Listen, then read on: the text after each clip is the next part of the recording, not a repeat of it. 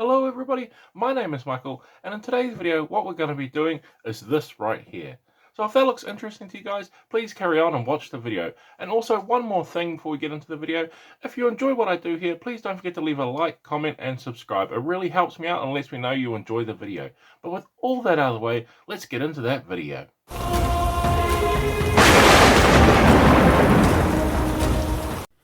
Okay, so since gas spores come two in a pack, I'm going to do two different versions of a gas spore. So I'm going to do sort of generic one, the one that the official artwork is based off, and then I'm going to do a sort of desert themed one. So to start off with, like I'm doing right now, is I'm going to start off with our generic, the one that's in the monster manual, the typical gas spore that you think of when you're running it in Dungeons and Dragons. And for this, I'm going to use a nice dark green as the base. I'm also going to be getting those little tentacles at the bottom of our gas spore. And of course, gas spore are a great creature when you are using them. When you're describing them, because a lot of people think that they're a beholder and they give that silhouette of a beholder, so that's a great thing to have. And I wanted to just give them a nice bit of flavor by having them be two different, since we've got two in a pack, and just give you a little variety of some options to use with your painting, some things you can think about, so not everything has to be 100% following what the box art or the monster manual in the game has. Just giving you something else to think about while you're painting up your miniatures.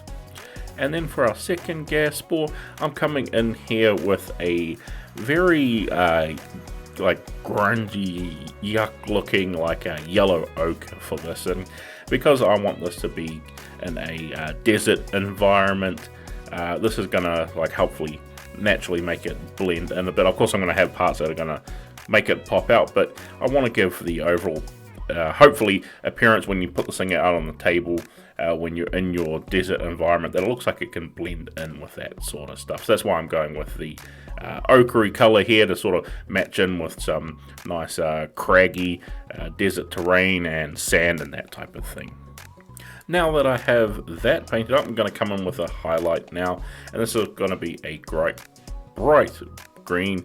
I'm just sticking here with sort of your generic greens, going for just like super bright, vibrant color. Of course, I could go with a more muted green palette, but I wanted to have something that's going to stick out nicely on the table.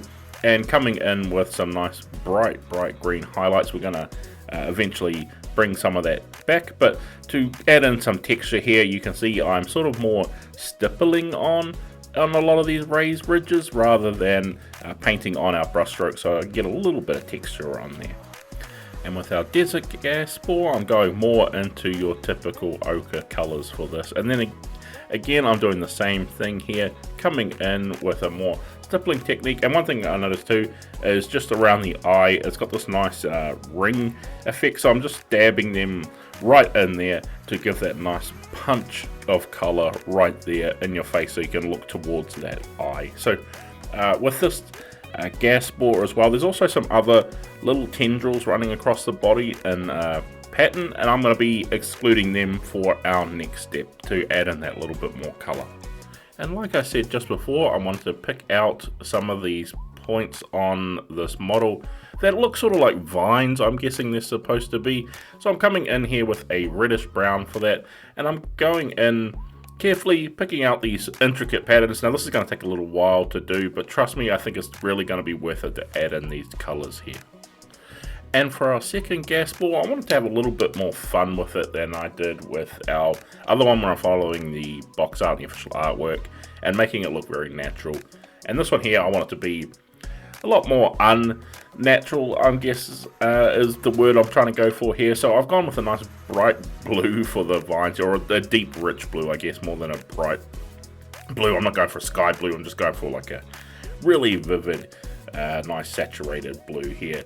And like I said before, you want to have quite a lot of brush control for this point here, and maybe a little bit hard to see for me, but I've got a nice fine tip brush, because each one of these little vines are quite narrow, so being very careful there and making sure that I pick them out with the tip of my brush, just taking my time and carefully going with little brush strokes rather than going for big massive long ones where I can afford to not have any chances of it messing up, hopefully by going in with little brush strokes and swiping them across and getting that nice even coverage rather than big long ones. Now coming back to our traditional gas spore here, I'm coming in with a nice green tone, and I'm going to give this a green tone, of course, is a wash, and I'm giving this a good overall coat of everywhere over the model we've painted up so far. And because we've got just the base coats on here, we don't have to worry about getting it anywhere we don't want to. It's just the way I like to work. So that way when I'm coming in with the washes or our big main colors, I'm not having to worry about stepping over any toes and trying to avoid any delicate areas. So giving a nice big overbrush there too. As well as that too, it's also going to tie in those vines, giving them a slightly green tint into the rest of that gas spore. And then for our other gas spore that we have on us, I'm going with a sepia toned wash for this one. And this is going to help, you know, tie it into as more deserts around. It's also going to just bring down that blue just a little bit so it's not completely piercing blue. So I wanted to just tie that in just a little bit. And like I said, I'm going for sort of a desert environment with this one. And sepia as a wash is a great thing to really tone everything into that nice sort of desert feel when you're using some neutral colors.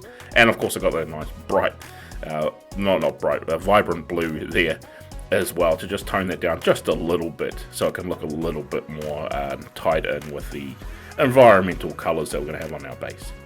Now that is our main big part of the miniature done, so we can move on to those more detailed works. Now for this, I'm using the base color that I used on my desert gas spore here that I used, you know, that the first color we applied to there, but I'm going to be using it onto our traditional gas spore here as the stems of our mushrooms that are popping out of its body that I want to do here. Now these ones here are very tightly knit together, so more brush control here. This is more so maneuvering the tip of the brush around rather than getting it into nice smooth areas. It's just got a lot of fiddling around trying to get that brush right in there.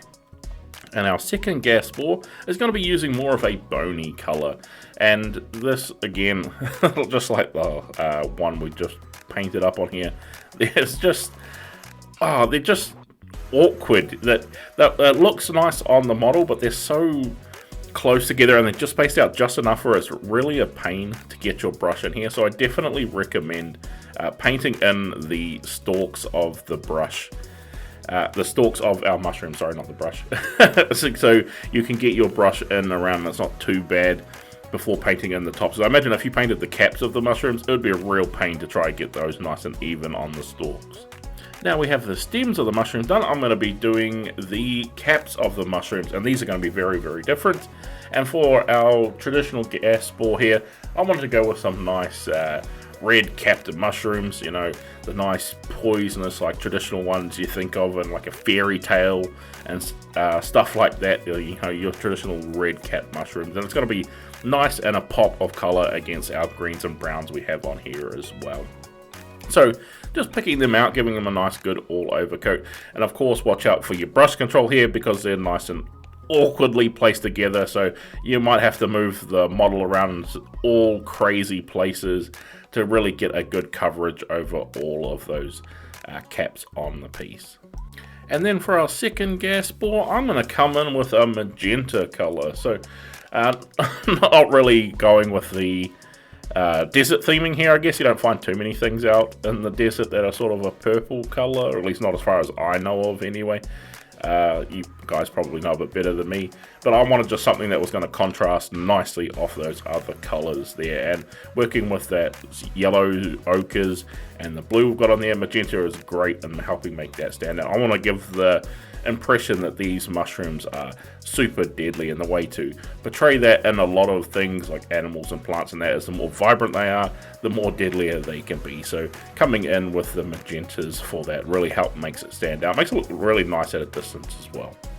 Then once we have that complete, what I'm going to do is I'm going to come in with just a lighter red here, and I'm going to be using this to pick out just the very tips of the caps of our mushroom here, just give them a quick streak along here, so sort of like a highlight. Well, I guess exactly like a highlight there. Maybe a little bit hard to see on camera as the colors are probably closer, so what I'll do is I'll probably go progressively up with slightly lighter reds. Maybe just another one color there with the slightly brighter red to just emphasize those tips a little bit more, so hopefully you can see it a little bit better on camera. And then the same thing for our second gas spore here, coming in with our brighter magenta. Now the good thing about magenta is it gets super eye-piercingly bright pretty quickly. So this is going to go more into like a pink magenta, I guess, rather than the purple magenta we started off with. So this is going to stick out a lot faster and quicker, so I don't have to use so many colors there. But good to get those tips in there. As well as that too, you could also add in some little spots and maybe stripes and things on that to indicate more. I wanted to keep it a little bit simple and just go with a nice progressive up to a highlight rather than putting in little dots and things on that. I think it would distract just a little bit too much, and that's a lot of work to just dab in each one of those and make them look nice. So I wanted to save a little bit of time here. And then with that complete, I want to come in now and paint in the eye. And for this, I'm going to be using a white base coat with a yellow wash over top, giving it a nice vibrant yellow eye. As well as that too, I'm also going to dot the eye off camera as well as doing the other gas spore, just because it's going to be a bit of a pain trying to make it look like this thing's not cross-eyed or looking off in a crazy direction. So I think with that, we have finally finished our miniatures. So now we go into some nice glamour shots and see how they came out like. And with all that complete, we have finally finished painting up our gas spores from the Dungeons and Dragons range of miniatures by WizKids. So I hope this video has been helpful for you guys, and also to give you two varieties of the same miniature when you get two in a pack like it did here. So hopefully I can give you a little bit more inspiration of what you can do with painting the videos that I do here on the channel. But with all that said, guys, I'd like to thank you all for watching, and I can't wait to see you all in the next video.